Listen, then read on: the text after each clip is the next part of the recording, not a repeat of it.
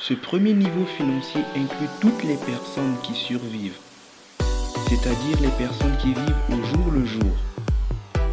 Elles sont victimes de l'esclavage moderne. Elles vivent dans la précarité et demeurent au même stade. Une éducation financière s'avère importante pour y remédier, afin de les permettre de passer au niveau supérieur.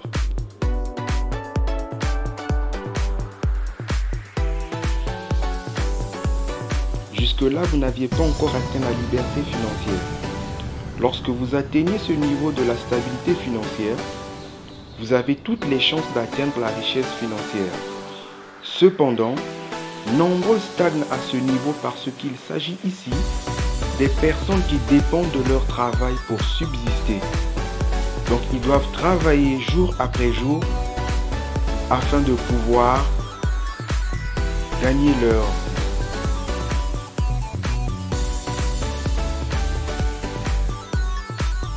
Ce niveau regroupe les personnes qui profitent d'une situation confortable en étant employés, c'est-à-dire en travaillant pour un employeur. Ils ont un bon salaire, un logement qui est pris en charge par l'entreprise. Donc ils jouissent des avantages que leur offre l'entreprise.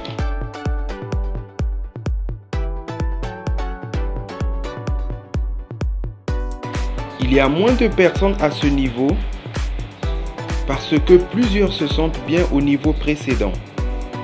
Les personnes qui atteignent ce niveau sont celles qui vivent des revenus passifs générés par leurs actifs.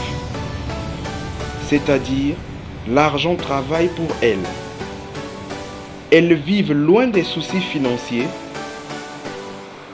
mais il faut noter que la vision de la liberté financière est relative. C'est-à-dire qu'elle diffère d'une personne à une autre. Certains possèdent un patrimoine important, d'autres ont un mode de vie simple, peu coûteux, mais sont libres financièrement. Pour demeurer à ce niveau, une meilleure gestion de ses revenus s'impose. Et pour y accéder, elle requiert d'épargner avec intelligence.